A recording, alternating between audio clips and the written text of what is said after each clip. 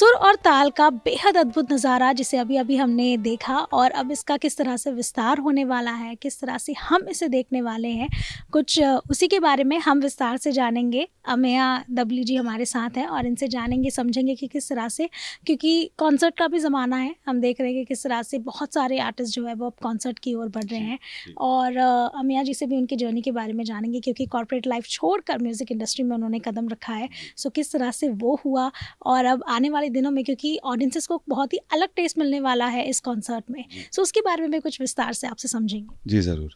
सबसे पहले तो रोशनी बहुत धन्यवाद कि आपने मुझे और मेरे समूची टीम को आपके जीएनटी चैनल के लिए अ, हमारे अद्भुत एक्सपीरियंस को शेयर करने के लिए चुना है। और मैं जीएनटी के सभी दर्शकों से ये कहना चाहूँगा कि जैसे रोशनी ने मुझसे पूछा कि जो हमारी जर्नी रही है, किस तरह से कॉर्पोरेट लाइफ़ से मैं अब फुल टाइम म्यूज़िशियन के रूप में लोगों के सामने आता हूँ। तो जर्नी रोशनी बड़ी प्यारी-सी रही है। मेरी माताजी के थ्रू मुझे संगीत की धरोहर प्राप्त हुई और वो पीएचडी हैं, पद्म विभूषण प्रभा अत्रे जी की वो शागिर्द रही हैं, स्टूडेंट रही हैं। और हालाँकि घर में म्यूज़िक का माहौल बचपन से था, लेकिन लगभग 20-22 साल से मैं प्रोफ़ेशनल शोज़ करने लगा। जब जैसे कि हर किसी की जर्नी होती है, हम ग्रोथ फेज़ में प्राइवेट इवेंट्स करते हैं, छोटे-छोटे शोज़ करते हैं, चैरिटी शोज़ करते हैं, जो कि हम आज भी करते हैं।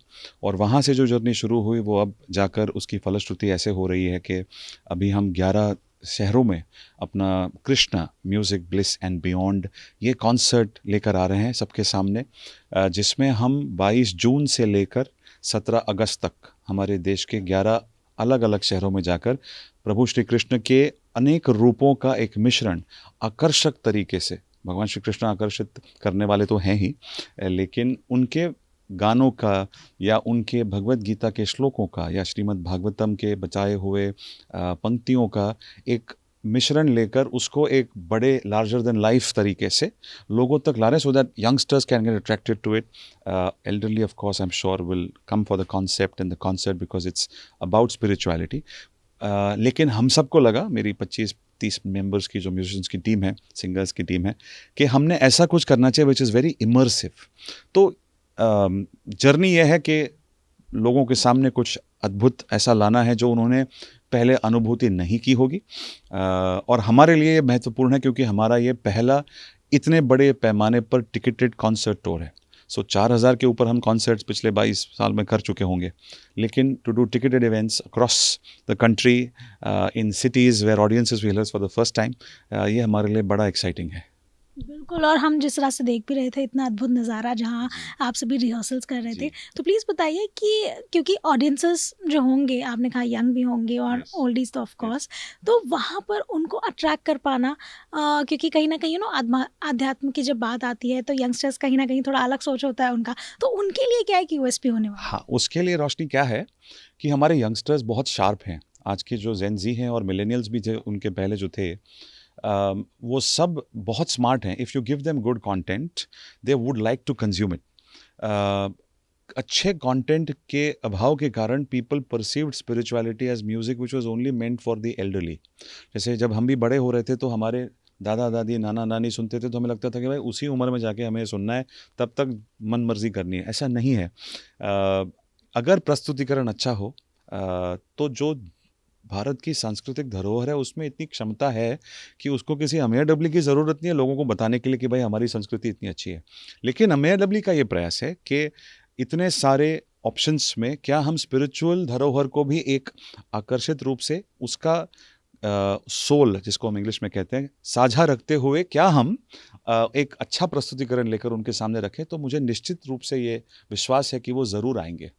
और वो आ भी रहे हैं. मतलब हमारे काफ़ी कॉन्सर्ट्स में यंगस्टर्स होते हैं. शास्त्रीय संगीत के मैं ज़्यादा कॉन्सर्ट्स नहीं करता, मैं ज़्यादा करके लाइट म्यूज़िक जिसको कहते हैं वो करता हूँ. और उसमें अलग-अलग भिन्न-भिन्न प्रकार हैं. उसमें स्पिरिचुअल म्यूज़िक है, आध्यात्मिक म्यूज़िक जिसको हम कहते हैं, उसमें बॉलीवुड है, उसमें सूफ़ी है, गज़ल्स हैं. लेकिन आध्यात्मिक कॉन्सर्ट्स में मेरी ख़ास रुचि है और इसीलिए कृष्णा में हम सबका बहुत मन लगा हुआ है. हमारी जो टीम की यूएसपी है कि हम अगर मैं कहूँ, तो आमिर खान साहब की मूवी थी लगान. वैसे जिसमें हर कोई मेंबर यूनिक था, there was no deficiency in them, they were all unique. उसी तरह हमारी टीम है, हम 25 लोग हैं, we are all absolutely unique in our own styles.